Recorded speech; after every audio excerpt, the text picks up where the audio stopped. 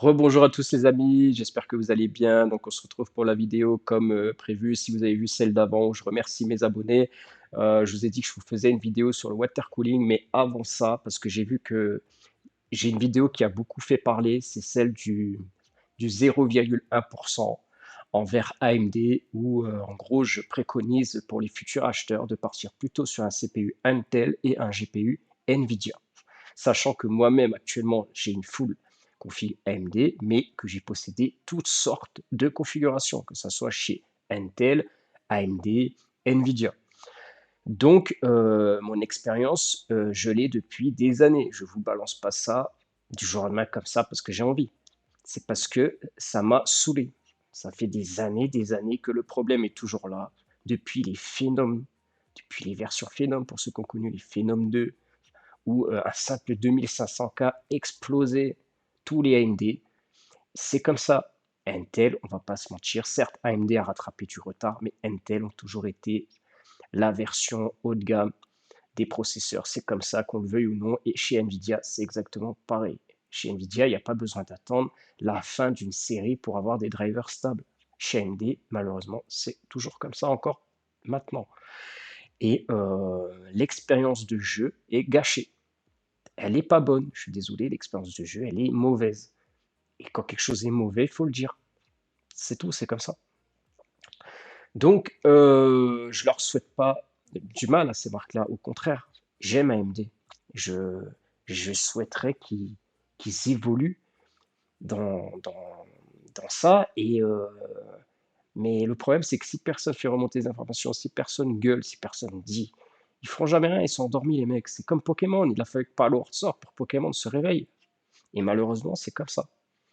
Et, euh, Et AMD, ben, le problème AMD, chez AMD, c'est que en fait, c'est les gens il y a des gens qui dorment, qui font pas remonter les problèmes. Et il y a que comme ça qu'ils se bougeront le cul, parce que même la concurrence ne leur fait pas bouger leur cul. Donc il faut qu'il y ait tout simplement les consommateurs qui viennent bah, réveiller tout ce bordel, parce que je peux vous garantir que si vous allez sur les forums officiels de AMD, la moitié des commentaires sont supprimés, sont effacés. Et quand il y a des choses concrètes que des gens font remonter de vraies informations, AMD répond bizarrement. Des fois, ça va être, on dirait que c'est un robot qui répond, un robot automatique.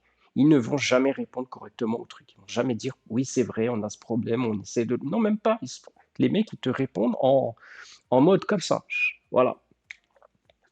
Donc voilà. Après, je pourrais vous le montrer là, mais j'ai d'autres choses à vous montrer. Mais si vous voulez, je vous le montre, il n'y a pas de souci. Allez faire des recherches au pire, si vous ne me croyez pas. Ne me dites pas, oui, c'est encore faux ce que je dis, machin. Si je vous le dis, c'est vrai. C'est que je l'ai vérifié. Sinon, je ne m'amuse pas à vous le dire. J'ai pas une maladie de mythomanie, donc sur ça, vous inquiétez pas. Alors, les amis, déjà, par rapport à la vidéo, avant qu'on parle du vif du sujet au niveau water cooling, je tenais quand même à vous montrer quelque chose. Voilà. Alors, vous voyez, moi, je joue à toutes sortes de jeux. J'aime bien Battlefield 2042, en vrai. Il a eu beaucoup de soucis, ce jeu, malheureusement. Electronic Arts aussi sont endormis, hein, clairement, et avec leur moteur Frostbite là, qu'ils utilisent sur le jeu FIFA, qui est une catastrophe. Euh, on se demande comment c'est possible que depuis Frostbite, depuis Bad Company 2, je me rappelle, le Frostbite, il existe, ce moteur de jeu, et je ne comprends pas que sur 2042, encore maintenant, il y a des problèmes. Et on voit bien que sur FIFA aussi, il est trop gourmand le moteur. Sur FIFA, tu n'arrives pas à tenir la 4K 120 sur le dernier FIFA, même avec une 4090, c'est compliqué. Avec toutes les options graphiques à fond et tout, il y a un gros problème d'optimisation. Or que Bad Company 2, bah, l'optimisation était réussie. Donc comment en évoluant on arrive à régresser? Donc ça, il faut m'expliquer. Et Battlefield 2042, c'est un jeu qui avait un gros potentiel, qui est mort à cause de ça, parce qu'il y a toujours eu des gros problèmes techniques sur le jeu. Avant même tous les autres problèmes, encore maintenant, il y a des gros problèmes techniques, ce qui fait que les gens ont une mauvaise expérience de jeu. Moi, je vais pas vous mentir. Si je fais deux parties et que ça lag dans tous les sens, ça va me saouler. Ça va me saouler au point où je vais quitter le jeu. Voilà. Soit je vais le désinstaller, je vais le quitter, je vais attendre qu'il y ait une mise à jour, je vais revenir. Ce qui fait que des fois, bah, s'il y a une mise à jour, elle ne sort pas avant 2 mois, je ne vais pas jouer pendant 2 mois. Donc qu'est-ce qu'ils font les joueurs? Ils désertent. Ils vont jouer à autre chose. C'est ce qui fait que le jeu est désert à l'heure actuelle. Et à chaque fois qu'il y a une nouvelle mise à jour, il y a une nouvelle carte rajoutée, un truc comme ça, on voit que les gens reviennent. Ils reviennent pas pour rien, mais ils repartent aussi vite en fait. Alors, vous voyez, là, ça c'est une vidéo qui date du 26 janvier 2024, donc il n'y a pas longtemps. Et en fait, il y a un mec qui fait une vidéo et qui dit, écoutez, Battlefield 2042 bégaye. Alors j'ai traduit, hein. Voilà, il dit stuttering, machin en anglais, mais là j'ai traduit en français. Il dit comme quoi le jeu bégaye après la nouvelle mise à jour du pilote AMD 24.1. Donc si on regarde, tac, la dernière mise à jour, c'est celle-ci, 24.1.1. Elle est arrivée il n'y a pas si longtemps, cette mise à jour, et elle est destinée à toutes les cartes graphiques AMD. Et en fait, c'est vrai que ces derniers temps, j'ai remarqué que ça bégayait un peu plus que d'habitude sur les jeux. Donc après, ça me choque plus. Chez AMD, je vous dis franchement, ça me choque même plus. Donc oui, il y en a chez qui ça bégaye pas, chez d'autres tout ça bégaye. Comme dans les commentaires, il y en a qui me disent oui, mais le 7800 X3D, j'ai pas de souci. Alors oui, c'est vrai, il y en a qui n'ont pas de problème. Tout va dépendre de la configuration, de la RAM. On a tous des composants différents. On ne joue pas tous aux mêmes résolutions. Moi, je joue en 4K 120, je joue en 2K. En tout cas, j'ai des problèmes dans les deux résolutions. Là, je ne joue pas en 1080. Donc peut-être qu'il y en a qui jouent en 1080 qui ont moins de soucis. Et ça ne m'étonnerait pas, parce que vous savez, j'ai possédé énormément de cartes AMD, dont une 6600 XT, je me rappelle à l'époque. Et cette carte avait une bride. Elle était très limitée au niveau du PCIe, je crois qu'elle était en x8. Et elle avait un bus très réduit, il me semble qu'il était que de 128. Donc on était sur une carte vraiment destinée à la 1080. Je crois que j'avais même eu une 5700 XT à l'époque aussi. Et j'arrivais des fois à la faire tourner en 4K low. Et avec la 6600 XT, c'était une catastrophe. Son bus, il y avait un gros problème avec cette carte aussi. C'est là qu'il a commencé à avoir des gros soucis de stuttering au niveau à partir des 6000. Et cette carte, oui, c'est vrai, tu avais beaucoup moins de problèmes en 1080p, mais dès que tu commençais à monter en résolution, 1440, 4K, oh là là, c'était une catastrophe. Et dans le temps là, je sais plus, j'étais couplé à quoi? J'avais couplé avec du 2600, j'avais couplé avec du 3600. Après, j'avais monté, j'ai testé un 5600, et ainsi de suite, ainsi de suite. Donc, j'ai testé plein de configurations, 5800 LX. J'avais testé plein de configurations AMD, plein de CPU, plein de trucs, machin. Et le résultat était toujours le même, hein. C'était toujours le même. Et c'est bizarre parce qu'on pourrait me dire oui, mais c'est vrai, ces cartes graphiques-là ne sont pas taillées pour la 1440p, ne sont pas taillées pour la 4K, le bus n'est pas assez gros, la bande passante n'est pas assez élevée, etc., etc. C'est faux, c'est complètement faux. C'est l'architecture même qui est de la merde. Si vous regardez la bande passante de chez AMD, comment elle est fabriquée, c'est de la double passante, de la double bande passante. Chez Nvidia, c'est une seule et unique, elle n'est pas divisée par deux.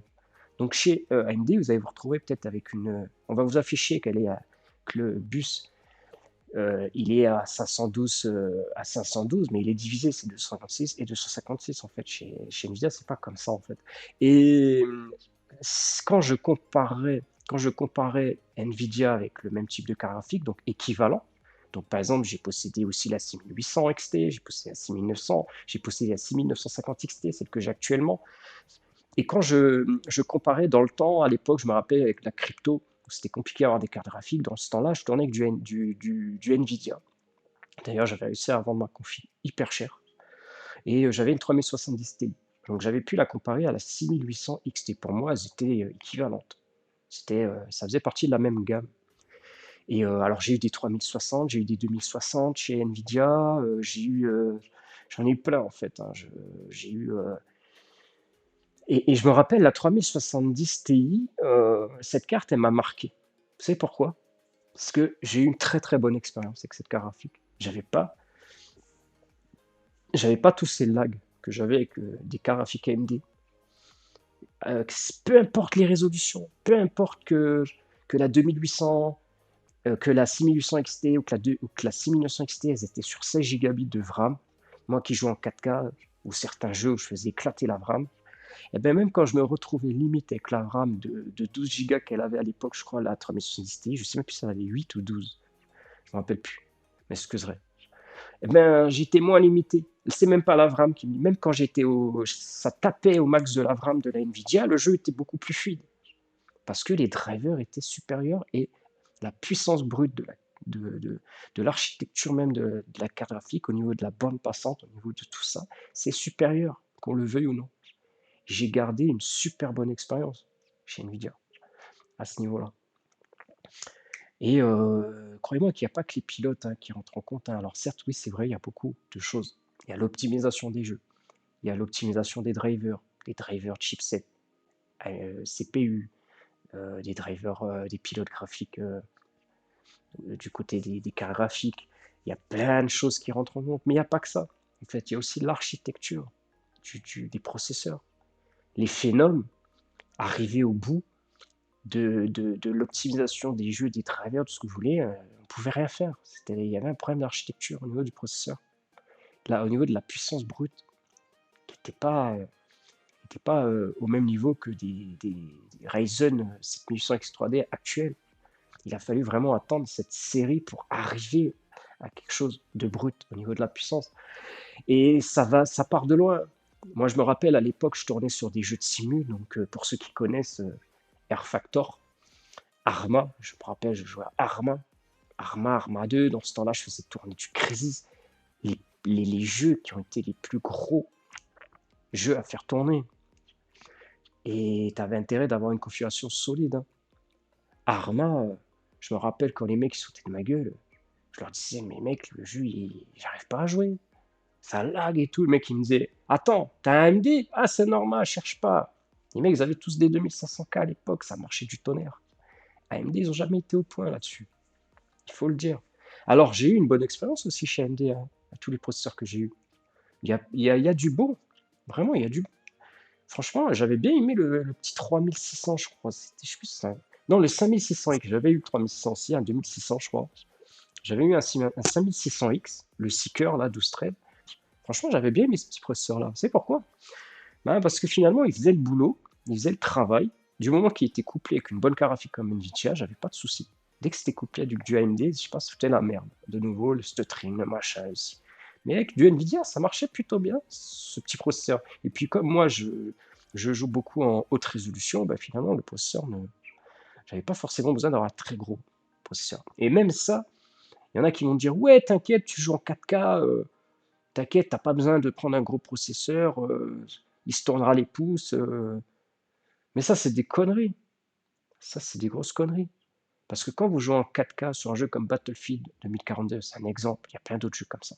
Ou quand vous jouez sur des jeux massifs multijoueurs, qu'il y a plus de 128 personnes sur la map et que ça explose de partout. Même si vous jouez en 4K haute résolution et que 80% du travail est fait par la carte graphique, vous croyez vraiment que votre processeur se tourne les pouces? Je peux vous garantir que dans Battlefield, certes, il y a un problème d'optimisation au niveau du processeur parce qu'en fait, le jeu global exploite énormément la carte graphique, mais exploite énormément le processeur aussi. Il y a énormément de calculs à faire en temps réel au niveau du nombre d'explosions à gérer, du nombre de joueurs à gérer. Il y a tellement de choses à gérer que le processeur est obligé de travailler même en 4K. Et des fois, il travaille même beaucoup, beaucoup, beaucoup. Et on pourrait penser que le processeur n'est pas utile dans des hautes résolutions, mais c'est faux. Ça va dépendre de beaucoup de critères. Mais là, clairement, il faut un processeur puissant. Puissant en puissance brute et en nombre de cœurs. Après, c'est complexe. Vous voyez, c'est complexe parce que Battlefield, des fois, il va mieux jouer, il va mieux sur les mises à jour. En fait, je sais pas, il faut n'importe quoi, les mecs. Des fois, ça va mieux fonctionner avec les pair trading, des fois, ça va mieux jouer sans. Même eux, je crois, ils savent même plus ce qu'ils font. En fait, les mecs. Bon, bref. Actuellement, il y a un gros souci au niveau sur ce jeu. Alors, c'est pas le seul jeu, malheureusement. Il y a 50% des jeux qui ont des problèmes avec AMD. Donc, j'ai quelqu'un dans un commentaire qui débattait un peu avec moi et qui me disait, écoute, dis-moi lesquels sont les jeux. Je pourrais te les dire tous, les jeux. Je pourrais vous faire des tests de tous les jeux. Voilà, mais ça prend trop de temps. Vous savez, vous avez juste à taper Stuttering AMD sur Google. Stuttering, c'est plus AMD. Et vous allez remonter depuis 2019 jusqu'à maintenant. Vous allez avoir des forums à ne plus savoir quoi en lire, à en faire. Ça va vous passer toutes vos journées tellement vous allez voir des problèmes de gens qui ont des problèmes de stuttering sur sur ces composants-là. Donc c'est un gros problème ça, hein, parce que ça tue. Ouais, ouais, c'est bon. Ça tue l'expérience de jeu, clairement. Donc voilà, il dit comme quoi il y a eu un gros souci après la mise à jour, mais en fait, c'est juste que ça s'améliore des fois mais ça toujours, il y a toujours un problème sur ce jeu. Et le mec, il montre que ça lag de fou, quoi. Mais je suis allé tester parce que je sais pas, dernièrement, j'ai eu une petite mise à jour de Battlefield. Je me suis dit, bon, on va voir qu'est-ce qu'il y a de neuf. Et j'aime bien ce jeu, j'ai toujours aimé les Battlefield. J'ai saigné Battlefield 5, j'ai saigné Battlefield 1, Bad Company 2 à l'époque. Euh, donc, c'est Battlefield, j'ai toujours bien aimé. Et l'expérience, elle est nulle. Je suis allé tester, c'est pareil que là sur la vidéo, hein. Ça lag pareil, hein. Cette string, laisse tomber, hein. J'ai les pourcentages au niveau du 0,1% et plus j'ai un autre petit truc euh, qui te donne aussi le délai du stuttering. C'est énorme, hein, si tu tapes le 100%, hein. Et dans les commentaires, donc là on voit qu'il y a eu 20 j'aime. Dans les commentaires, on voit que les mecs ils disent ben écoutez, c'est pareil pour moi, qu'il faut revenir à l'ancien pilote, machin. Et c'est tout le temps la même histoire chez AMD. Il faut tout le temps revenir à l'ancien pilote. C'est chiant au bout d'un moment de tout le temps revenir à l'ancien. Et lui, il a un processeur, un 3800X, sa merde. 6750 XT, sa merde. 3950X, sa merde. 6900 XT, pareil. Et là, il y a même un mec dans les commentaires qui disait que il n'avait pas de souci avec sa 7800 XT. Et puis après, tu en as un autre qui lui dit, ben, même problème avec le 7000, il y a 10 jours, le même problème avec la 7900 XTX. Et un autre qui dit cette fois-ci aussi, avec moi aussi, avec la 6000X XT. Donc c'est tous les cartes graphiques AMD qui sont touchés. Et vous allez me dire, oui, mais c'est juste ce jeu-là qui est mal optimisé. Non, non, c'est sur 50% des jeux. Cherchez pas, n'essayez pas de chercher à midi 14h. Si vous, ça fonctionne bien, tant mieux. Regardez, là, par exemple, sur tous les commentaires, il y a un mec qui a dit que ça fonctionne bien sur sa 7800. Tant mieux. Mais c'est le seul. C'est le seul sur des milliers. Donc si toi ça fonctionne, dis-toi que ton cas n'est pas une généralité. Si on est beaucoup à faire monter les informations, c'est qu'il y a un gros problème. Et ça, il faut qu'AMD fasse quelque chose. Parce que c'est pas le tout de vendre des 7900 XTX à 1000 balles et, et, et, et qu'on puisse pas jouer correctement, en fait. Je sais pas, vous trouvez ça normal, vous? Des cartes graphiques à 1200, 1500 euros. Vous voyez, autant Nvidia, j'aime pas leur politique commerciale, autant j'aime pas leur connecteur qui crame là, de merde. Juste pour ça, j'ai même pas envie d'acheter une 4090.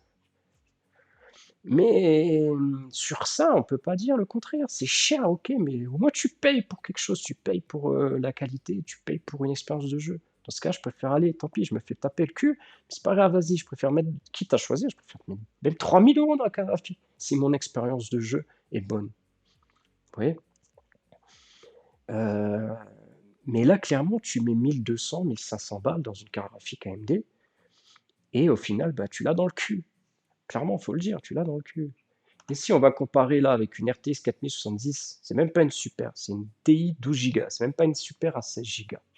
Or que la 7900 XT, elle a 24 Go. Donc vous voyez déjà là, la VRAM, c'est important, mais je peux vous garantir qu'au niveau de la stabilité et de la puissance brute d'une carte graphique Nvidia, euh, tu peux te retrouver avec moins de RAM et ça fonctionnera mieux. Et c'est pour ça qu'à cette heure-ci, ils ne font même pas chier avec la VRAM, Nvidia. Ils savent très bien que leur carte graphique tourne correctement, de toute façon.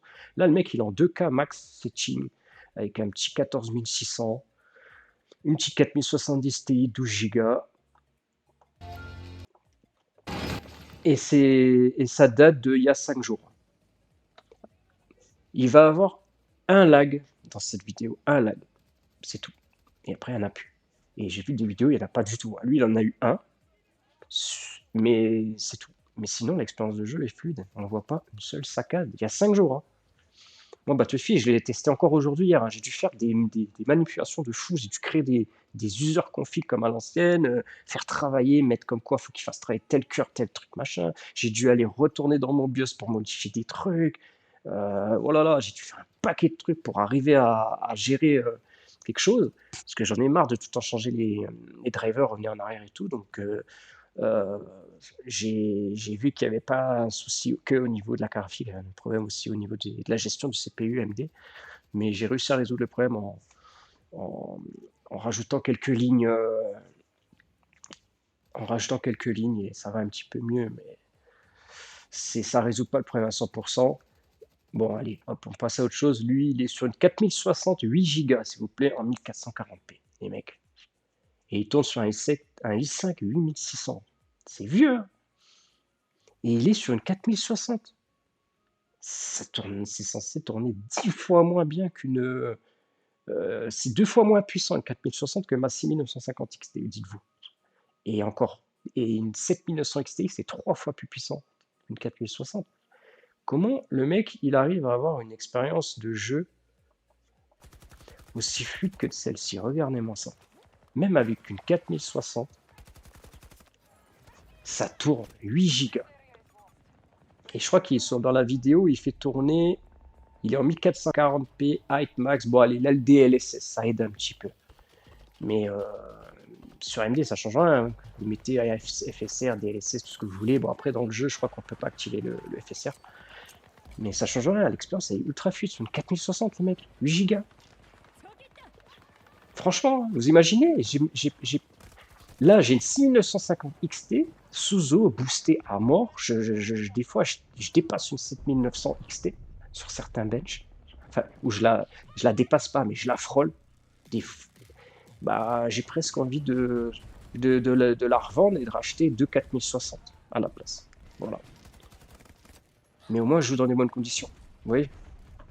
C'est un exemple, il y en a plein comme ça. On pourrait débattre longtemps. On pourrait en débattre longtemps. Malheureusement, c'est comme ça. Bon, les amis, parlons du vif du sujet, le water cooling. Donc, vous voyez, dans la petite miniature, j'ai écrit ne faites pas cette erreur parce qu'en fait, l'erreur, en fait, c'est de vouloir se lancer dans du water cooling. Est-ce que c'est utile de nos jours? Est-ce que ça sert vraiment à quelque chose? Et moi, je vous dirais que ça sert encore pour les cartes graphiques. Ça servira pour l'avenir des SSD PCI Gen 5 qui chauffent pas mal. Ça servira pour ça. Les RAM, ça va encore. Il n'y a pas besoin pour le moment encore de les refroidir. Il n'y a jamais vraiment eu besoin. Et les DDR5, voilà, il n'y a pas forcément besoin de les refroidir.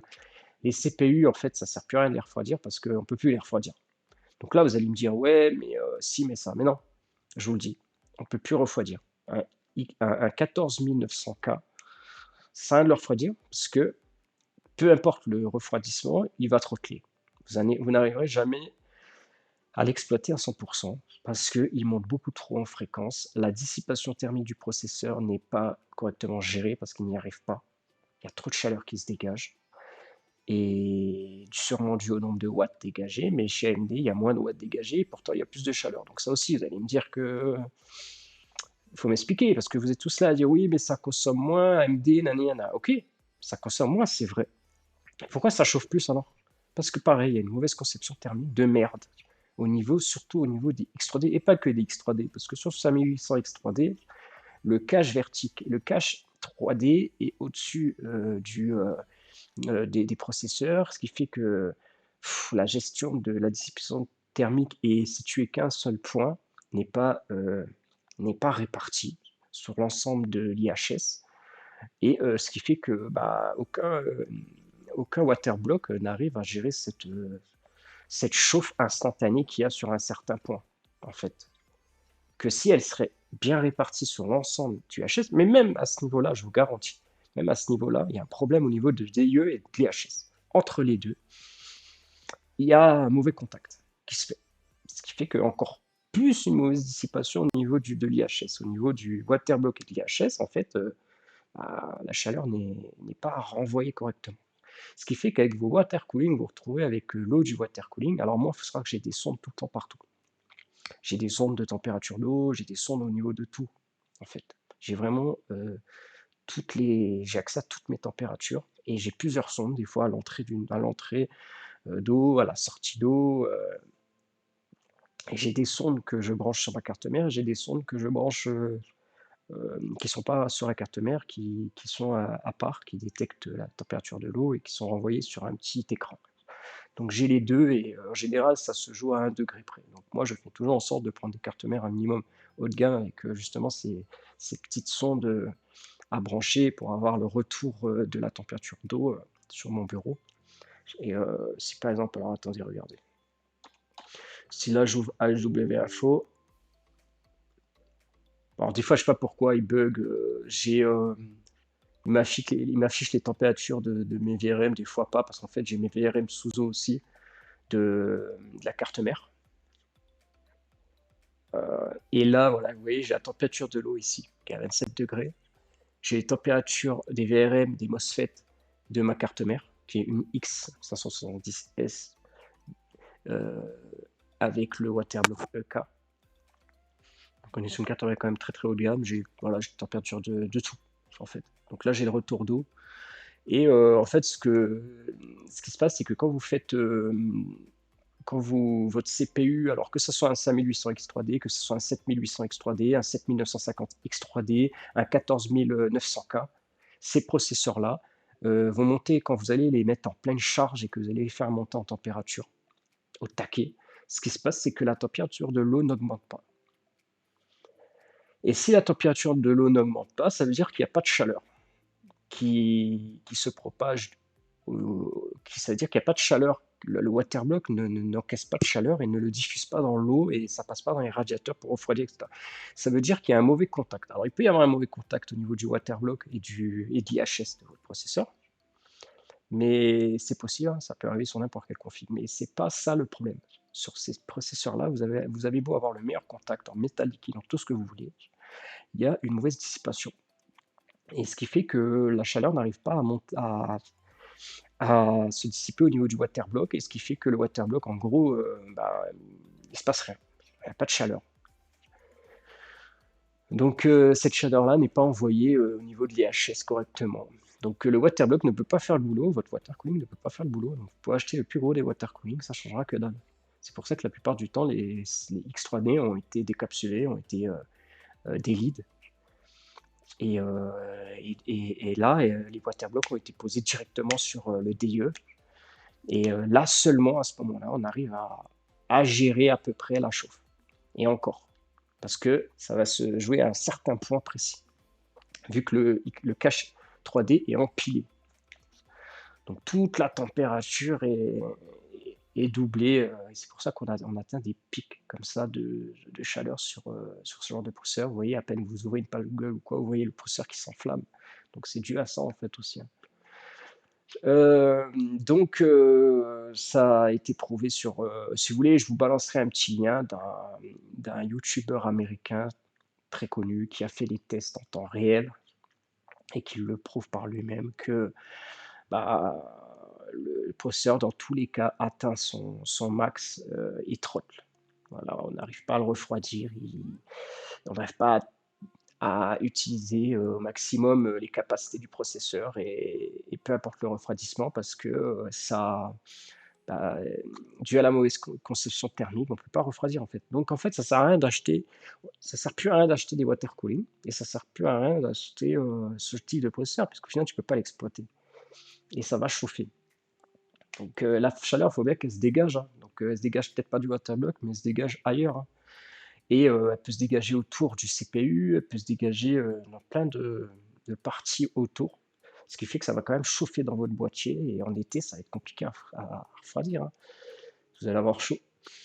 Donc voilà, ça devient complexe. Alors il y a de plus en plus de youtubeurs qui commencent à en parler de ça, depuis que beaucoup de gens en parlent. Moi, j'ai fait remonter déjà l'information depuis un bon moment. J'ai vu des gens faire remonter aussi l'information, faire des fois des vidéos juste sur ça pour expliquer.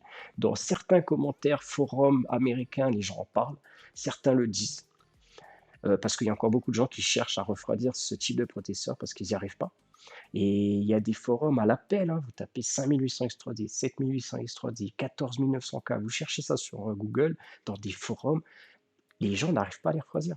Ils sont obligés de passer par des undervolting, des réglages, des trucs comme moi j'ai fait dans la vidéo, j'explique comment faire, parce qu'au final, on n'a plus le choix de revenir en arrière. Maintenant, il faut faire redescendre. Avant, on devait overclocker les processeurs, maintenant on doit les undervolter, parce que les chaleurs n'arrivent plus à être gérées par les concepteurs.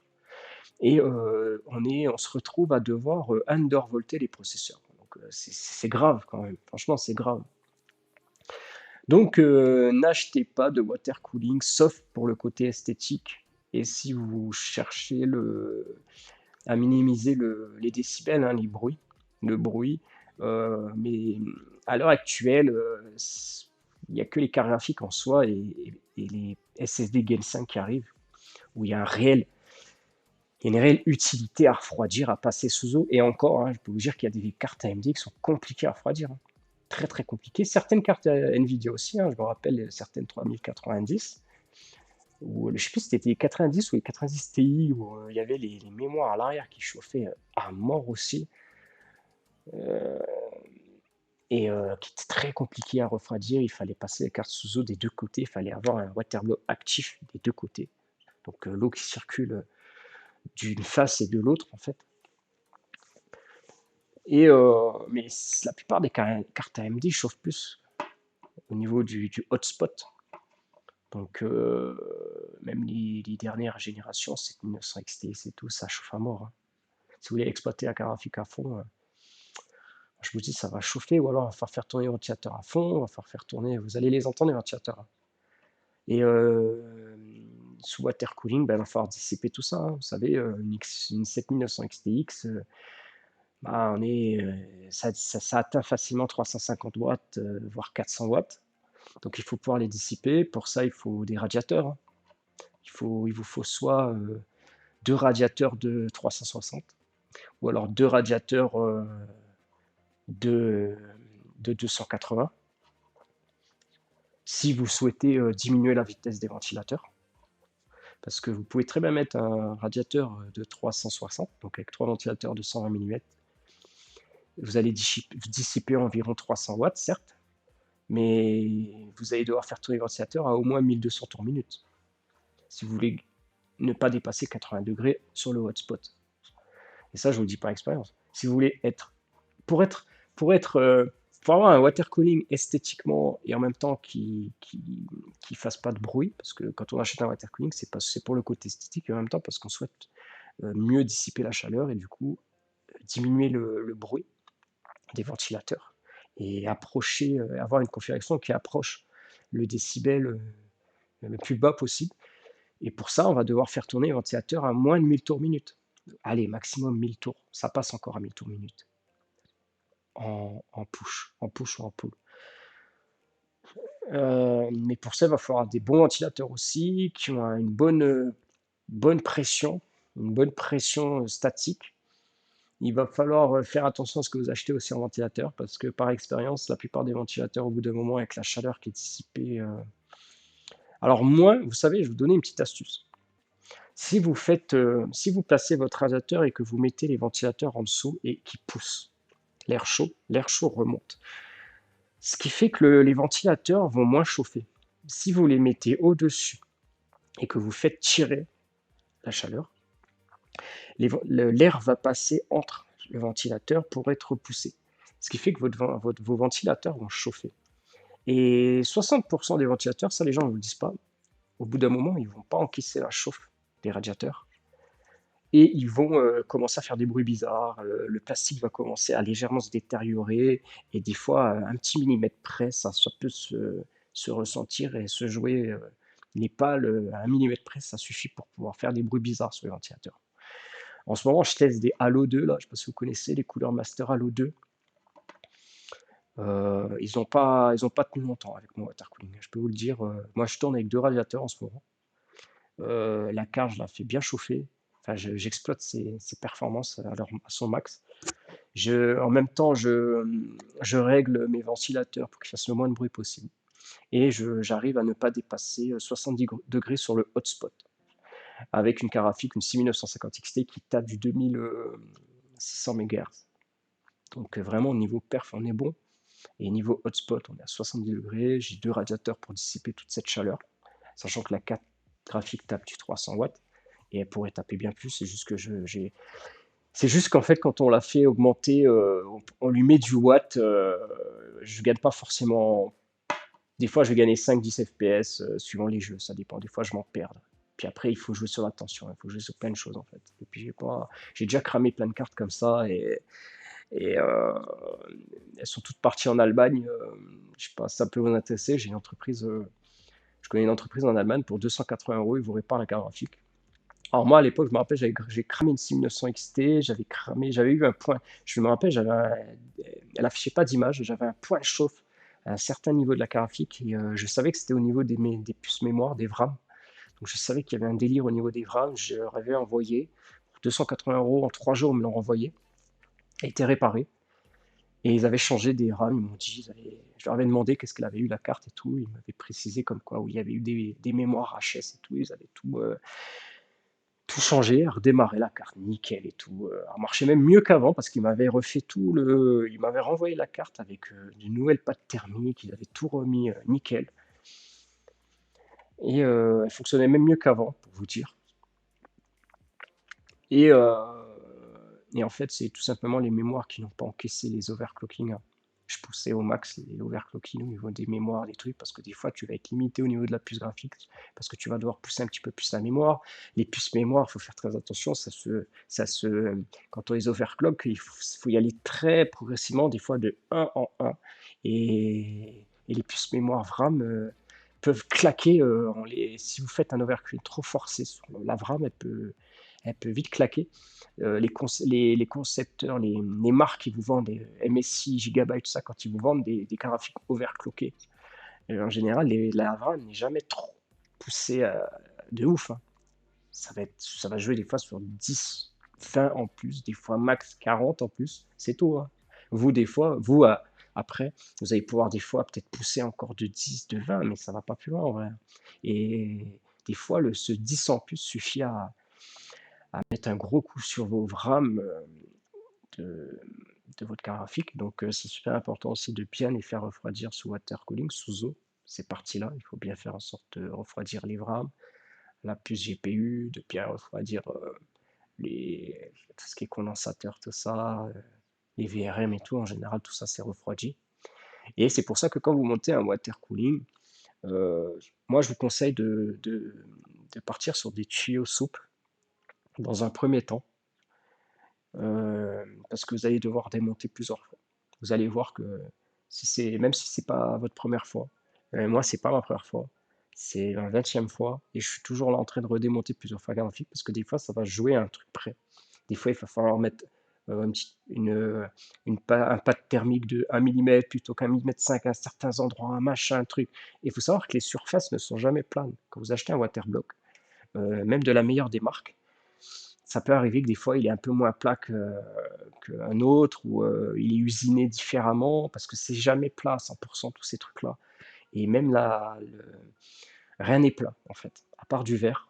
Il n'y a pas grand-chose qui est plat et encore moins les IHS des processeurs. Et je peux vous garantir que les IHS des processeurs AMD sont plus touchés aussi par ça. Ils ont tendance à plus se bomber à un moment donné avec la chaleur, la pression et tout. Mais ça, pareil, ça, si je commence à faire des vidéos sur ça, on va me dire que je dis n'importe quoi. Oui. Euh, et la plupart poncent leur processeur pour remettre une surface plane. C'est jamais plat de toute façon. Euh, il y a beaucoup de problèmes d'usinage, de conception. Et du coup, vous allez devoir tout le temps démonter jusqu'à trouver la. Parce qu'à chaque fois, vous allez faire des tests. Vous allez remonter tout, vous allez faire des tests, vous allez pousser vous allez faire un stress test, vous allez voir, et des fois, vous allez dire, ah, c'est bizarre, tu vas le voir tout de suite en général par rapport à tes degrés d'avant. Et après, quand tu poses un water cooling, tu vois ce que tu gagnes. Tu vois surtout au niveau de la différence entre la température du hotspot et de la puce Donc le GPU, vous allez avoir une température des sons de ce qu'il y a autour du GPU. Et vous allez avoir aussi une température du hotspot. Donc c'est le point le plus chaud qu'il y a au centre de la puce graphique. Et entre ces deux-là, il y a un écart. Il ne faut pas que ça dépasse 25. Plus cet écart-là est réduit, mieux c'est. C'est en général le top du top, c'est quand on arrive à atteindre 10 degrés d'écart entre ces deux-là. Ça n'arrive pas toujours. Quand on arrive à atteindre 10, 15 degrés d'écart, 20, c'est bien. Au-delà, ça devient compliqué. 25, c'est le max. 30, c'est qu'il y a un problème. C'est qu'il y a une mauvaise. C'est qu'il y a une mauvaise. Comment ça s'appelle C'est quoi le mot? Il y a un mauvais contact, en fait, au niveau du waterblock et de la puce. Et vous savez, ça se peut que si vous faites attention à votre température VRAM, VRM de la carte graphique et tout, c'est plutôt que vous avez des bonnes températures, mais que la température du hotspot ne soit pas bonne sur la carte graphique.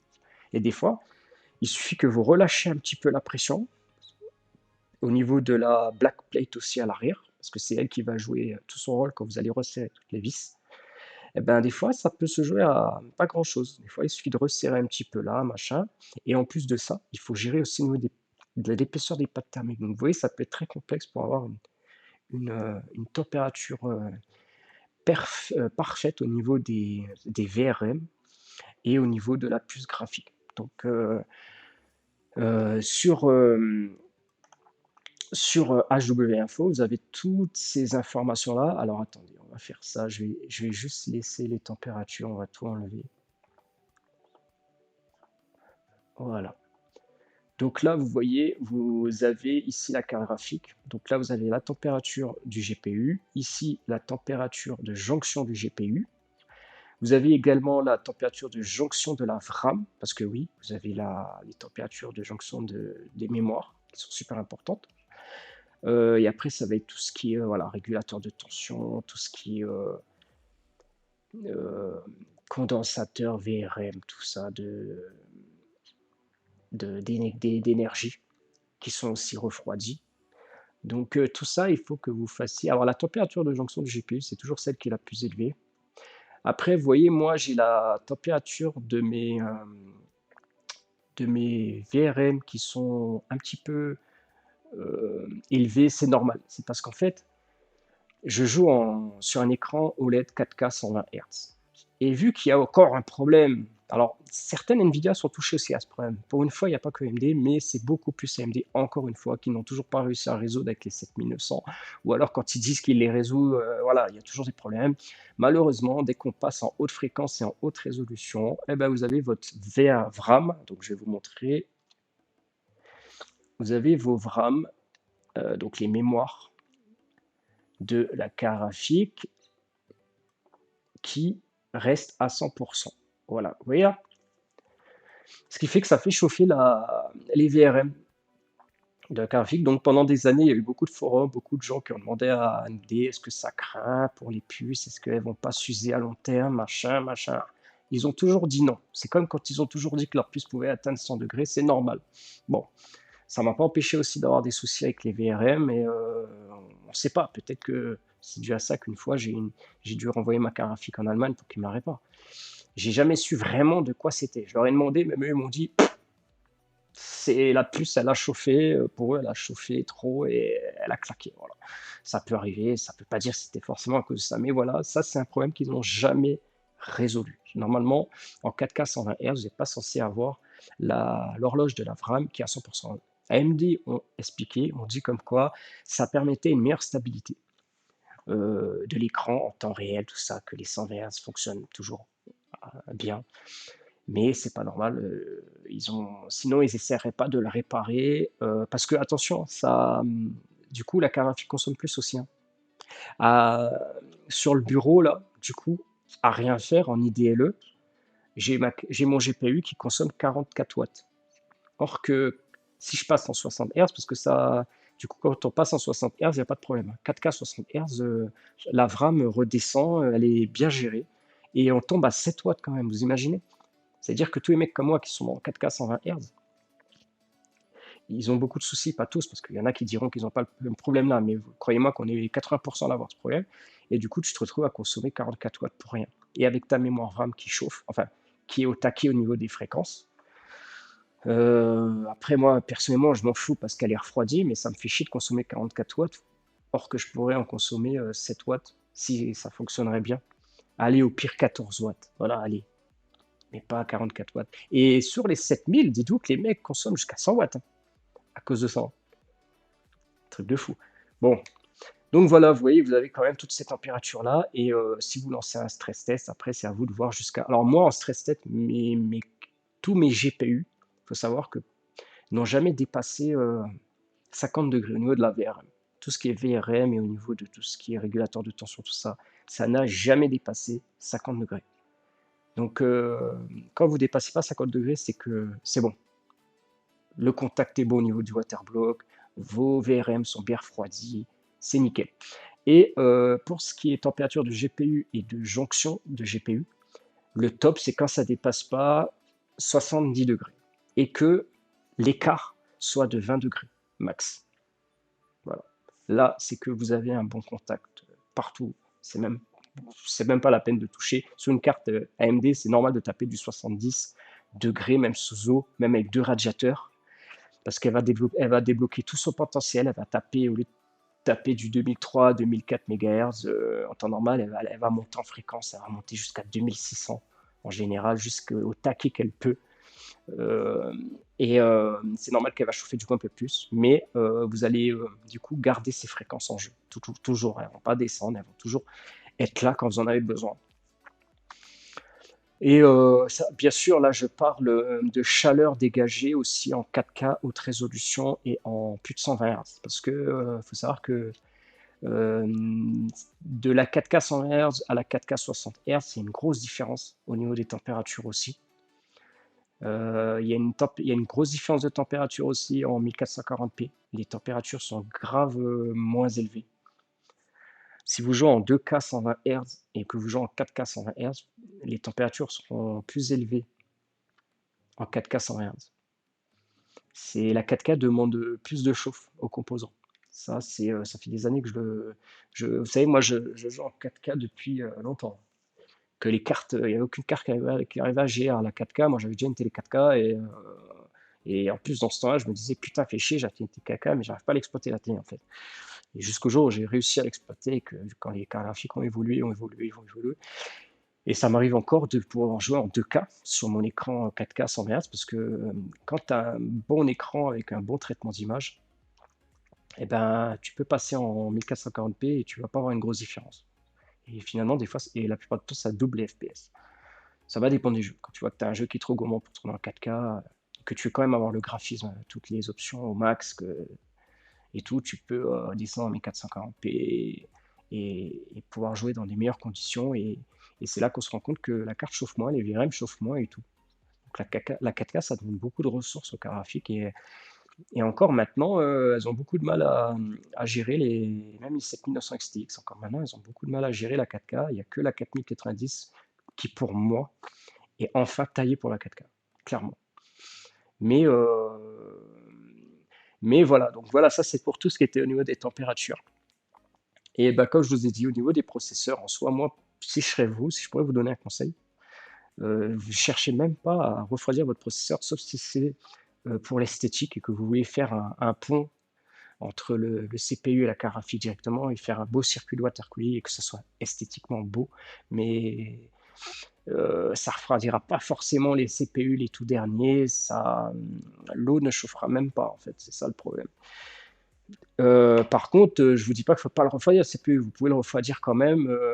Ça le refroidit quand même un peu, hein, mais vous pouvez le refroidir autrement, en fait, en mettant soit sous air, du coup, soit avec un ventirad sous air, soit avec un petit water cooling de 120, ça fera le boulot avec un bon ventilateur Noctua et ça fera exactement le même travail, quoi, en fait. Et ça vous économisera de l'argent aussi. Mais on est arrivé à un stade où en fait les informations remontent de plus en plus, hein, et je crois qu'il y a même Pax, vous connaissez Pax? Pax, c'est GQ et tout, je crois qu'ils commencent enfin à faire remonter les informations à ce niveau-là, parce qu'ils le savent très bien eux aussi. Mais ils le disent en face sur certaines de leurs vidéos, ils le disent que c'est vrai que ça devient compliqué à les refroidir les processeurs. Ils ont enfin dit qu'ils arrivaient plus à les refroidir, enfin, mais voilà, pas trop froisser Intel et tout, hein, vous savez. Donc, un water cooling, ça coûte très cher à monter. C'est un peu du luxe dans le monde du PC. Ça reste un luxe, hein, et il faut beaucoup de choses, hein, pour monter un water cooling, hein. Il faut aussi faut penser aussi à acheter des débitmètres. Il faut des débitmètres pour pouvoir toujours voir la circulation de votre eau et vous pouvez en acheter des mécaniques, vous pouvez en acheter aussi avec électronique, avec des écrans où ça vous dit vraiment le nombre de litres par heure de votre circuit. Il faut éviter de couder un maximum aussi, ou alors avoir une pompe plutôt puissante. Vous pouvez partir sur des pompes D5 de préférence, c'est bien. D5 ou VPP. La différence, c'est que les VPP, elles ont plus de pression. Les D5, elles ont plus de débit. Ça va dépendre du circuit, de tout. Si vous avez un circuit long, si vous avez plusieurs radiateurs, il faudra peut-être plutôt privilégier la pression plutôt que le débit. Ça va dépendre. Mais après, en général, les pompes, même avec pas forcément une grosse pression et un grand débit, la plupart du temps, elles sont assez puissantes pour pouvoir faire tourner au moins 2 radiateurs et tout un circuit comme ça, quoi. Ça va dépendre après de la longueur de vos tuyaux. Le mieux, c'est de raccourcir un maximum les tuyaux. Après, au niveau des tailles des tuyaux, vous prenez ce que vous voulez. Plus c'est gros, plus il y a du débit en général, plus c'est petit, plus il y a de la pression, mais en soi, ça change pas grand-chose parce que le trou, ça va dépendre du trou. Vous voyez, si là, vous avez un robinet d'eau ce qui fait cette taille, et vous mettez un tuyau comme ça, il n'y a rien qui va changer, hein. L'eau, vous allez quand même être bridé par la taille du robinet. Donc, il vaut mieux mettre un tuyau de la même taille du robinet. Donc, vous voyez la taille des tuyaux, la taille des trous que vous avez dans vos waterblocks, vous prenez des tuyaux de cette taille, ça ira très bien. Après, si vous prenez, je parle pour les diamètres intérieurs. Pour ce qui est des diamètres extérieurs, après, vous pouvez prendre le diamètre que vous voulez. Pour le côté esthétique, si vous voulez vraiment que ces tuyaux soient plus gros, dans ces cas-là, vous privilégiez le diamètre extérieur. Mais le diamètre intérieur, vous essayez de ne pas dépasser 13 en fait. Ça sert à rien de passer d'être plus que 13 au niveau du diamètre intérieur en fait. 10, 13, ça fait le boulot, pas besoin d'avoir du 16 ou du 21 au diamètre intérieur. Un plombier vous dira que ça sert à rien en tout cas. Et ce qui est important, c'est le débit qu'il y a aussi, que laissent passer vos radiateurs et vos waterblocks. Parce que chaque marque de waterblock, chaque waterblock a un débit différent. Il y en a qui vont laisser passer plus de débit que d'autres. Les radiateurs, c'est pareil. Donc il faut que vous vous renseigniez sur ça. Parce que vous pouvez être bridé. Déjà que vous allez être bridé par tout le circuit d'eau que l'eau doit circuler dans toute le waterlock graphique, puis après il faut qu'il circule dans les tuyaux, puis après si vous avez des coudes, des débitmètres, puis après il faut qu'il aille dans le waterlock du CPU, etc. Puis après il faut qu'il passe dans un radiateur, puis peut-être un autre. Donc vous voyez, là vous allez déjà perdre beaucoup en débit. C'est pour ça qu'il va falloir quand même une pompe assez puissante.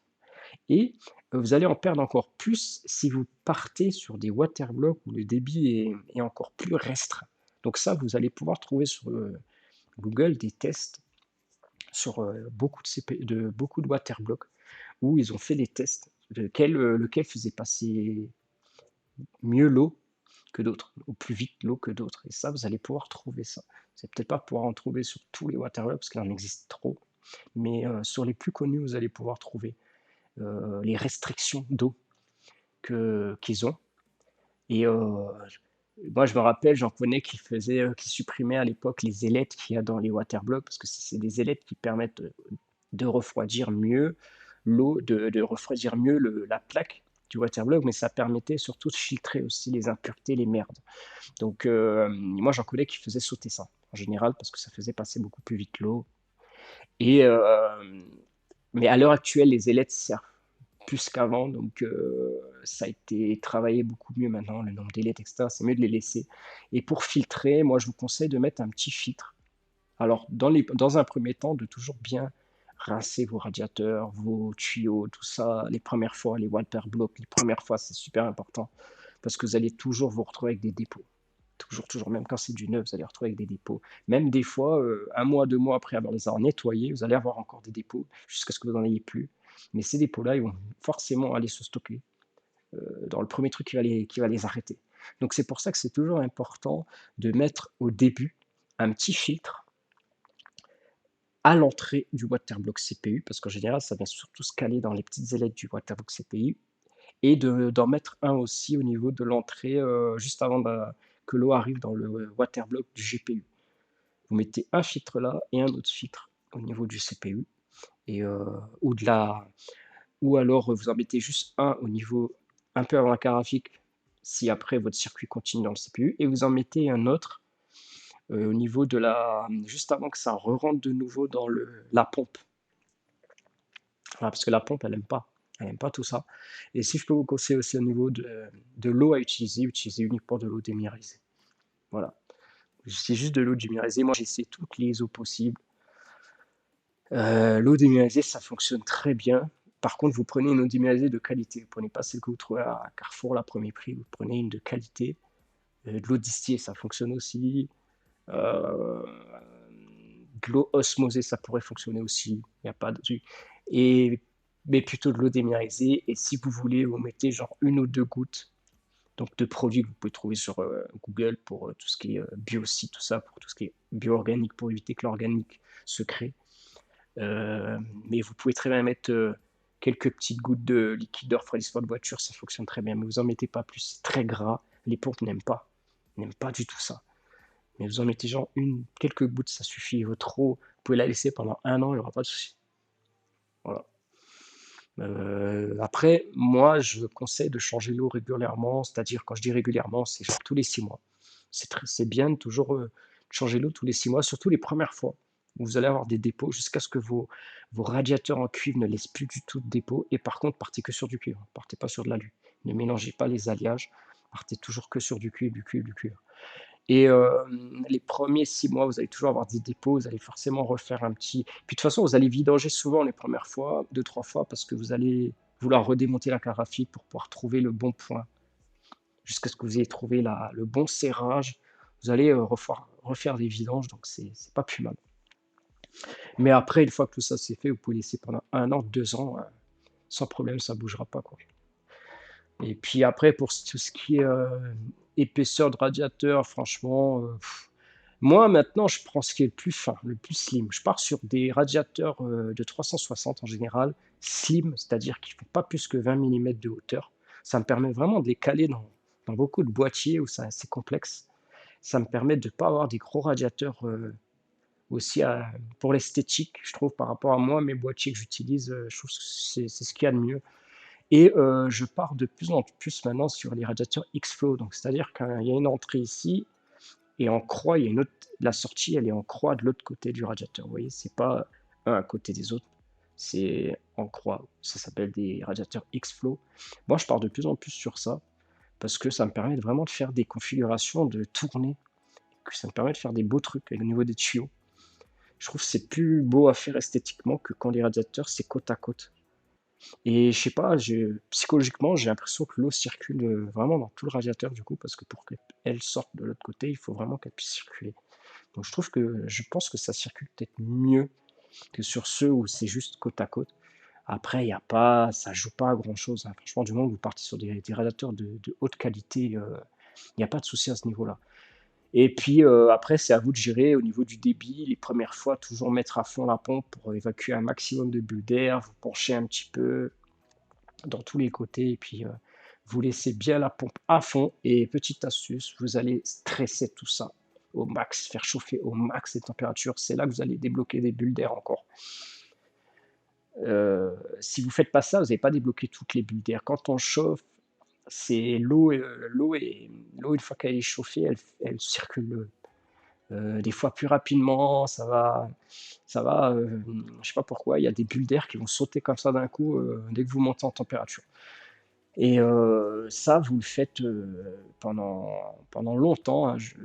Bien sûr, vous avez vérifié avant les fuites, tout ça, hein, mais ça, vous le faites pendant plusieurs semaines.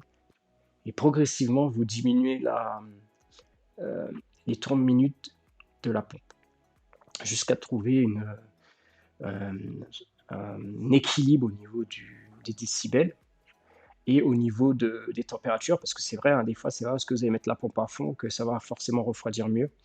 Des fois, c'est pas bon de mettre trop à fond parce que l'eau elle va circuler trop vite, les radiateurs n'auront pas le temps de refroidir l'eau. Donc il faut un équilibre aussi à ce niveau-là. Il ne faut pas que ça soit trop lent, mais il ne faut pas que ça soit trop rapide non plus. Et il faut trouver un bon équilibre. Donc moi, ma pompe, elle fonctionne à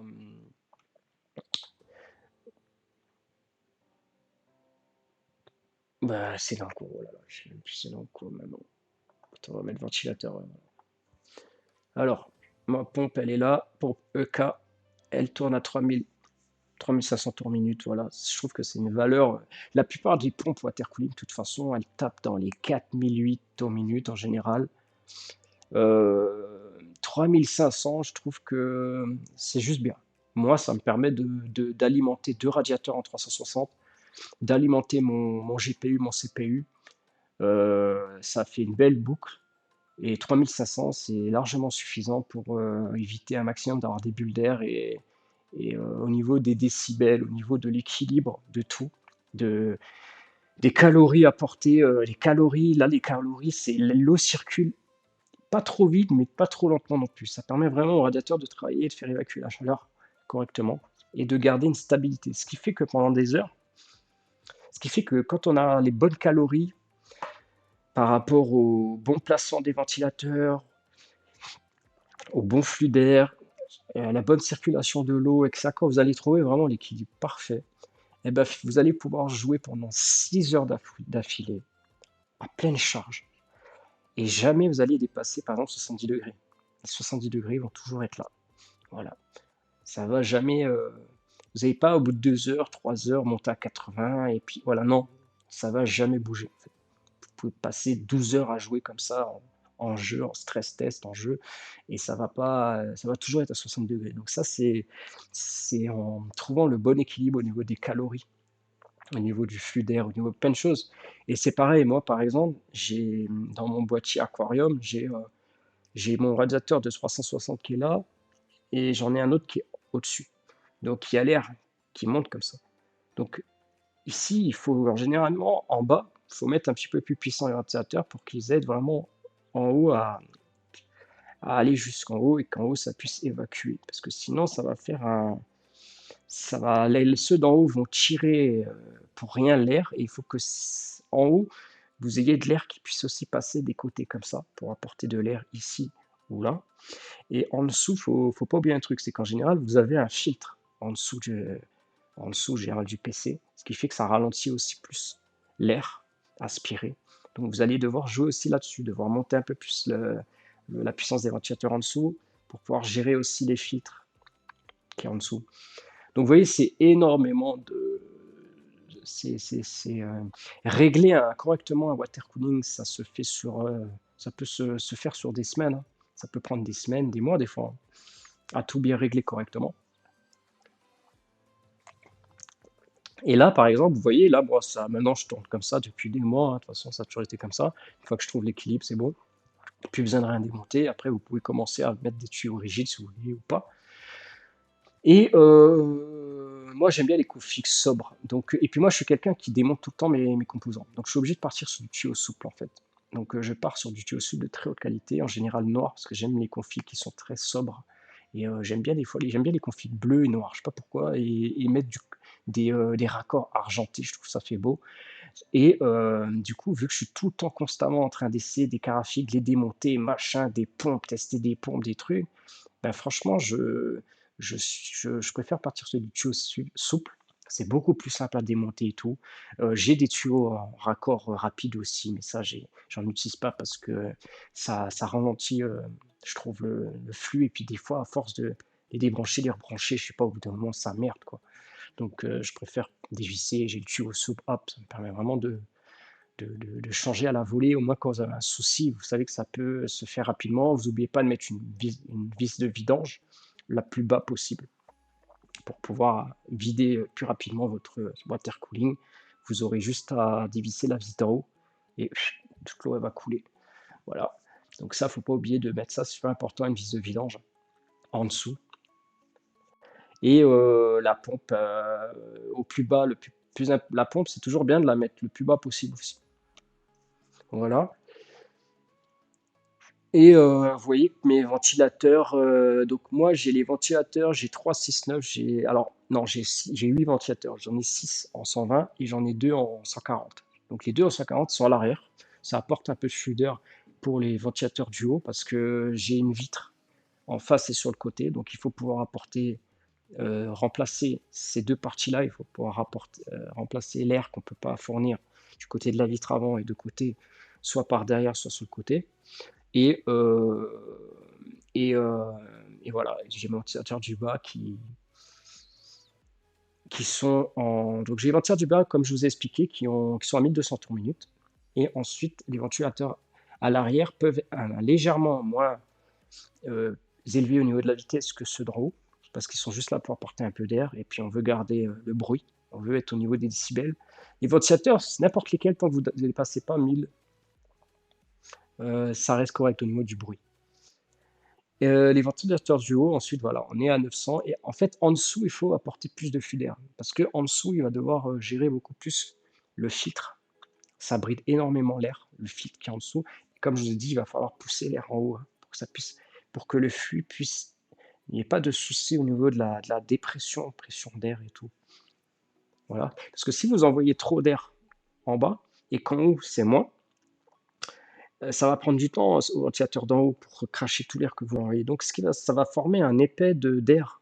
Ça va former un épais d'air dans le boîtier et ça va commencer à chauffer, à avoir des vous allez avoir de la chauffe anormale à l'intérieur du boîtier. Ça va se ressentir sur d'autres composants, la carte mère, les chipsets de la carte mère, ça peut être la RAM, ça va se ressentir. Donc si vous voulez vraiment avoir quelque chose de parfait, il faut pouvoir gérer vraiment tout ça et après vous allez vous retrouver avec des températures excellentes au niveau attendez, voilà, au niveau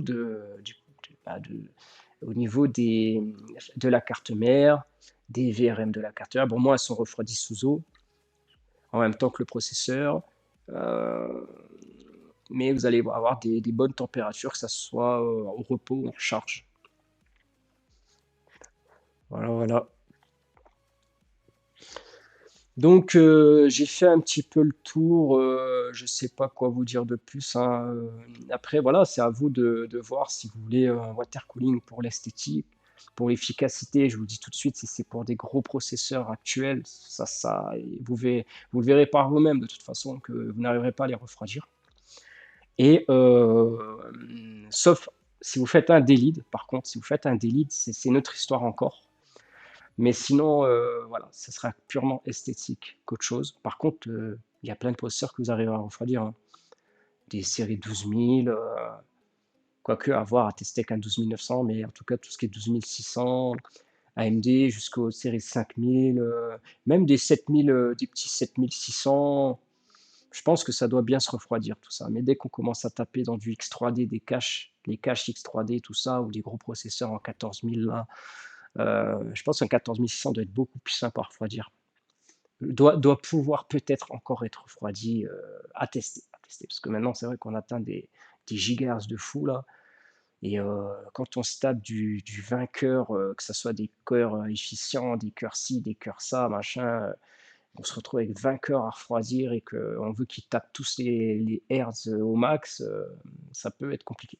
Ça peut être compliqué, c'est pour ça qu'en général, un processeur n'utilise pas tous ces hertz en même temps. Il va y avoir des cœurs répartis pour telle tâche, d'autres pour telle tâche, machin. Et quand tout ça c'est bien géré, bah, justement, il n'y a pas besoin d'envoyer tous les cœurs au max à fond, quoi. C'est rare que des jeux exploitent tous les cœurs en même temps à leur maximum. C'est très rare, hein. Franchement, ça arrive, hein, il y a des jeux comme ça, mais il y a encore beaucoup de jeux qui ne demandent pas forcément d'avoir 8 cœurs. Il y en a qui fonctionnent mieux avec 4 cœurs. Il y en a qui vont en général, si le jeu fonctionne sur 8 cœurs, il va utiliser chaque cœur comme il en a besoin, hein. Et puis après, oui, forcément, quand tu as des processeurs qui sont très CPU limités, hem,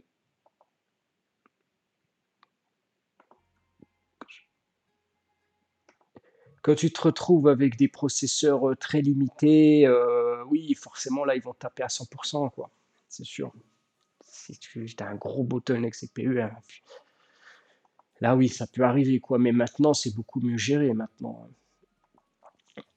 Donc voilà, voilà, voilà, quoi vous dire de plus au niveau du matériel? Donc comme je vous disais, c'est en fonction du côté si vous souhaitez le côté esthétique. Si c'est pour la perf, OK, les cartes graphiques, OK, oui, ça sert. Les PCI Gen 5 par la suite, OK. Mais sinon ça sert à rien. Ça sert à rien. Bah, si vous allez gagner en décibels forcément, vous allez pouvoir exploiter votre carte graphique à fond. Mais en soi, les cartes graphiques vous sont déjà proposés avec, leur maximum de leur capacité. Les 3 ventilateurs qui sont dessus en général, ne dépassent pas 60. C'est réglé comme ça. Ça des fois ça fait pas forcément les certaines cartes graphiques haut de gamme où, ça fait pas forcément beaucoup de bruit et puis vous allez exploiter la carte au final. Par contre si vous avez des cartes graphiques qui foutent un gros bordel et que vous n'arrivez pas à les exploiter à fond et qu'elles font un gros bordel au niveau du bruit là, c'est des avions de chasse. Ah ben là, si vous passez sous eau, clairement oui, ça vaut le coup, ça c'est sûr. Mais si demain vous achetez une carte graphique et que finalement elle fait pas de bruit, ou pour vous c'est raisonnable le bruit, et que la chauffe n'est pas excessive, bah aucun intérêt de passer sous eau, sauf pour le côté esthétique. Voilà, voilà. Voilà, voilà les amis, donc ça c'était, c'est tout ce que j'avais à vous dire. Et je vais quand même vous montrer ma config actuelle. Donc, je change tout le temps. Donc après, je vais essayer de vous montrer quand même très rapide. Alors, par contre, je sais pas si je peux mettre le sens inverse. Non, je sais pas, mais regardez, je vais vous montrer. Donc, voilà, moi ça c'est ma config actuelle, vous voyez. Voilà, en ce moment je tourne avec ça, mais bon, je vais sûrement changer d'ici 1 ou 2 mois. Donc voilà, tout ça, et c'est comme ça. C'est moi qui l'ai voulu comme ça, hein. J'aime bien ce type de tuyau là, ce type de raccord. J'aime bien ce type de water cooling. C'est vrai que le water cooling, c'est quelque chose qui est très personnel, je trouve. C'est ça qui est bien dans le water cooling, c'est que chacun ne fera jamais la même chose, à moins que vous copiez sur quelqu'un, que vous voulez vraiment un truc que quelqu'un a fait, que vous avez bien aimé, vous allez copier. Mais en général, quand tu te lances dans un water cooling, ça sera jamais identique à quelqu'un. Tu vas toujours partir sur un truc en plus, en moins. Tu vas vouloir ce type de tuyau, ce type de pompe. Tu vas vouloir la mettre là plutôt que là. Donc en fait, on se retrouve avec des water cooling custom constamment différents. Ça va dépendre aussi de celui qui aime telle couleur, tel truc, tel emplacement. Vous voyez, moi, c'est ce type de water cooling que j'aime bien. Mais je trouve très beau les autres, hein. Il y en a que je trouve super magnifiques et tout. Mais voilà, ça dépend de chacun. C'est ça qui est qui est bien dans le water cooling. Au final, c'est très personnel. On retrouvera jamais, c'est très rare qu'on retrouve le même water cooling. Qu'un mec a fait exactement le même truc, c'est très rare. Il y aura toujours un truc qui va changer. Il aura peut-être mis un débitmètre là, ou il aura peut-être mis un petit écran par là, ou il aura peut-être mis un tuyau différent là. Voilà, il y aura toujours ça de différent. En tout cas, les amis, j'espère que vous avez bien aimé cette vidéo. Si vous êtes, ouah, ça fait 1h12. Je sais même pas s'il y a encore des mecs qui sont encore là sur la vidéo, mais vous avez vu, je vous ai donné quelques petits conseils qui pourraient peut-être être importants pour vous. Il y a tellement de choses en fait qu'on pourrait passer des heures et des heures dans des vidéos à dire des trucs. C'est vrai que mais c'est ça qui est bien finalement. C'est c'est passionnant, et on pourra en débattre longtemps, longtemps, longtemps. Et c'est vrai que c'est sympathique, je trouve, les canapés tech, les trucs comme ça que certains youtubeurs font. Je trouve que c'est très sympa de pouvoir communiquer comme ça à plusieurs, de débattre sur plein de choses. C'est pas toujours les mêmes avis, chacun n'a pas la propre avis, on peut partager beaucoup. J'aimerais bien faire ça par la suite aussi sur la chaîne. Le jour où elle évoluera peut-être un peu plus. Euh, et, euh, voilà, partager beaucoup d'informations avec d'autres, de faire des débats, de pas toujours être d'accord avec ce que les gens disent. C'est bien aussi, ça permet de voir, on ne pense pas tous de la même façon, de toute façon, c'est sûr. Voilà, hein. Je ne peux pas vous dire grand-chose. Juste choisissez bien vos ventilateurs, parce que moi j'ai remarqué avec le long terme qu'il y a des ventilateurs qui encaissent pas la chaleur, hein. Qu'ils soient en dessous ou au-dessus du radiateur, au bout d'un moment, ils vont lâcher les trucs. Moi, je vois, j'en ai un, il commence à faire un bruit bizarre juste à cause de la chauffe. Je sais que c'est dû à la chauffe. Le plastique, il finit par se dilater au bout d'un moment où il y a une pièce interne qui fait que la chaleur, au bout des moments, le truc, il encaisse plus. Et moi qui ai tendance à faire chauffer à mort des fois, mais à lancer des stress tests, des trucs au retranchement, le ventilateur, il encaisse plus au bout d'un moment. Donc, je pense que c'est important de partir sur des ventilateurs qui encaissent la chaleur. Et ça, comment le savoir? Comment savoir quel type de ventilateur qui encaisse la chaleur spécifique des... De toute façon, quand on part sur des radiateurs, ça va dépendre aussi de la densité des ailettes. Il va falloir faire super attention à la densité des ailettes pour savoir quel type de ventilateur mettre. Mais en général, c'est toujours bien de partir sur des ventilateurs qui ont le maximum de pression d'air. Du moment que vous ayez, parce qu'il faut que l'air puisse traverser le radiateur correctement, que le radiateur soit fin ou pas, mieux l'air traverse. Mais et n'oubliez pas, il y a les filtres, plein de trucs. Donc il faut partir sur des radiateurs qui ont quand même une grosse pression. Et en général, on retrouve ça sur des ventilateurs haut de gamme. Donc la plupart du temps, c'est Noctua, ça va être, Be Quiet certains, et souvent c'est vrai, Asus aussi, des fois, Corsair, c'est pas mal aussi Corsair, j'en avais testé pas mal des Corsair, c'est vrai que ça envoie aussi. Des fois des sous-marques, hein, qui envoyaient aussi du lourd, mais ils faisaient pas longtemps d'arrêt, ça lâchait au bout d'un moment. Ça lâchait au bout d'un moment et mais c'est vrai que souvent, c'est des ventilateurs qui font plus de bruit que d'autres. Donc si le mec, il va vouloir un water cooling et qui va vouloir le maximum qui va vouloir diminuer le bruit au maximum et avoir le maximum de perf, ça sera pas compatible en fait. Vous serez obligé de trouver un équilibre. Vous serez obligé de diminuer un petit peu la perf, mais vous aurez un petit peu de et vous aurez moins de bruit. Parce qu'en général, les ventilateurs qui font le moins de bruit, à part les Noctua, la plupart du temps, ils ont pas une grosse pression. Ce qui fait que, finalement, vous allez certes, ils vont pas faire trop de bruit, mais ils vont pas réussir à envoyer, expulser l'air à leur maximum. Du coup, vous allez pas pouvoir taper les meilleures performances, de vos composants et ça, c'est super, super important, la puissance des ventilateurs. Bah, voilà les amis, je pense qu'on va s'arrêter là. La vidéo, elle dure, ça fait déjà longtemps qu'elle dure là. J'espère qu'elle vous aura plu cette vidéo. Vous avez vu, j'ai essayé d'aller un petit peu plus loin en profondeur, vous expliquer pas mal de choses si ça vous intéresse. Pour ceux qui ne savent pas, qui souhaitent partir sur, un water cooling, on pourrait rentrer encore plus dans les détails, mais ça, c'est une vidéo qui durerait peut-être 3 heures et puis j'ai pas tout en tête. Mes sujets, il faut savoir un truc les amis, c'est que mes sujets, je les prépare quasiment pas à l'avance. C'est quand j'ai dans ma tête, j'ai une idée, j'ai un truc, je sais que j'ai envie de faire remonter l'information parce que voilà, je sais que j'ai quand même de l'expérience sur ça et j'ai envie de vous le faire partager. Comme ça, d'un coup, je vais devoir péter la vidéo, je fais pas le montage, vous avez vu, c'est du temps réel, c'est-à-dire, là, ça fait 1h20 que la vidéo elle tourne, j'ai pas intérêt à me foirer parce que je vais pas faire de coupage, je vais pas couper, je vais pas faire de montage et tout, j'ai pas le temps. Donc j'ai intérêt de me balancer la vidéo d'un coup comme ça et de faire le moins d'erreurs possible. Et il faut savoir que la plupart des gros youtubeurs peuvent se permettre de faire des erreurs parce qu'ils vont recommencer plusieurs fois leur prise, ils vont faire beaucoup de montage, de coupures, de trucs, donc ils vont pouvoir rattraper quand même la plupart du temps. Moi, je balance tout d'un coup, ce que j'ai dans ma tête, j'ai rien préparé avant, j'ai pas un calepin noté, machin. Quelquefois, ça m'arrive de préparer à l'avance 2-3 trucs quand même, voilà. Mais en général, je sais ce que j'ai à dire, quoi. Donc voilà les amis, faites-le moi savoir si vous avez apprécié cette vidéo, si vous souhaitez que j'approfondisse certaines choses. Si vous souhaitez que je parle, d'autres choses, peut-être que vous avez envie que savoir des choses et puis vous savez, moi j'ai pas toutes les idées, ça se peut que ça prenne 2 semaines à arriver une autre idée là.